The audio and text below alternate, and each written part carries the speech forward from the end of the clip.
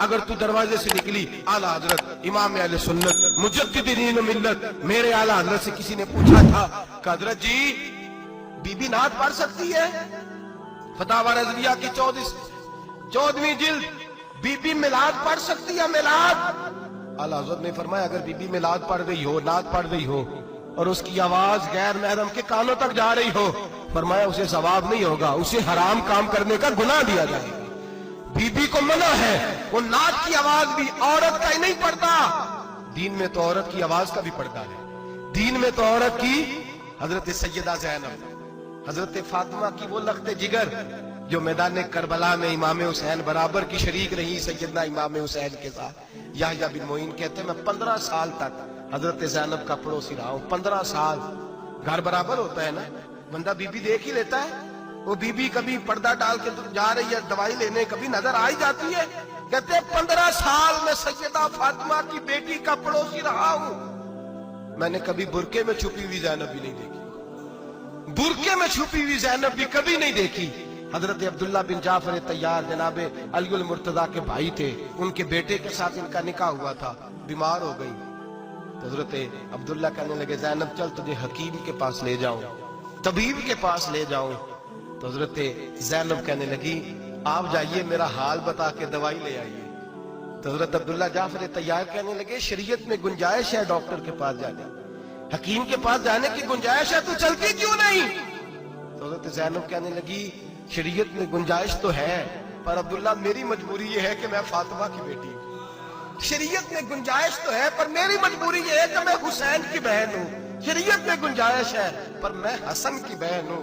शरीयत में बड़ी गुंजाइश है पर लोग मुझे मोहम्मद अरबी की नवासी कहते हैं। गुंजाइश तो है पर मैं नहीं ना निकल सकती, इसलिए कि जितना कोई अपने आप को दीन के करीब जानता है उतना उसके पैरों में शरीयत की जंजीरें ज्यादा होती हैं। तो जनाब सैयदना अब्दुल्ला कहने लगे अगर तू पर्दा कर गई, अगर तू चली गई, तो फरमाने लगे ये तो अल्लाह की मशीयत है, तू दवाई ला दे ताकि मैं खा लूं, और अगर मैं चली गई तो मैं अपनी माँ से जाके कहूंगी कि अम्मा सारी तकलीफें मैंने छाती पे बर्दाश्त की हैं पर मैंने तेरे पर्दे पर आंच नहीं आने दी। मेरे भाई ये उसवा नूर है, ये उसवा हसना है, ये हमें सिखाया जा रहा है। मेरे हबीब करीम की बीवियों का ये हाल था, बीवियों का अपने घर के आंगन में हजरत आयशा सिद्दीका, हजरत सौदा जनाब अफसा अपने सेन में जब बैठती थी ना तो दीवार की तरफ मुंह करके बैठती थी, दीवार के साथ लग के दीवार की तरफ। बीबियां अपने घर के अंदर भी दीवार की जानब मुंह करके बैठती थी। लोग पूछती, बीबियां पूछती कि अपने घर में भी दीवार को मुंह करने का मतलब? कहती हो सकता है कुछ छत पे चढ़े अचानक नजर पड़े तो हम चाहती हैं फिर भी हमारा चेहरा नजर ना आए उसे, फिर भी हमारा चेहरा नजर, हम अपने घर के अंदर भी पाबंद रहती हैं कि हमारे चेहरे नजर ना आए। खुदा रा बड़े पैसे जिंदगी में लुटाए हैं, 1000 1500 बुरके पे भी खर्च करो, वो घर ले जाओ, वो अम्मा को भी दो, बहन को भी दो, बीवी को भी दो, उसको कोई ये पहन ले।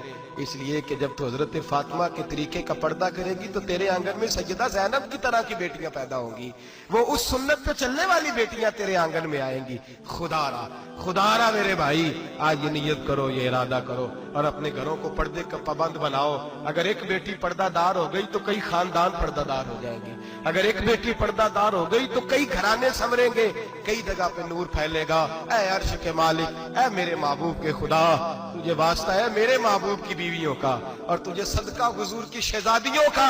ऐ अल्लाह इतना करम बरसा, इतनी रहमत बरसा कि मेरे वतन की बेटियां और मेरे वतन की माएं बहनें बच्चियां ये समझ जाएं कि हमारी निजात सिर्फ हजरत फातिमा के बुरके में है, हजरत आयशा के पर्दे में है, सैयदा खदीजातुल कुबरा के हिजाब में है। अल्लाह करे ये समझ जाए और ये जब भी सजदा करें तुझसे हयाई मांगे, ये तुझसे जब भी सजदा करें ये तुझसे अपने लिए चादर ततहीर और पर्दा तनवीर ही मांगे।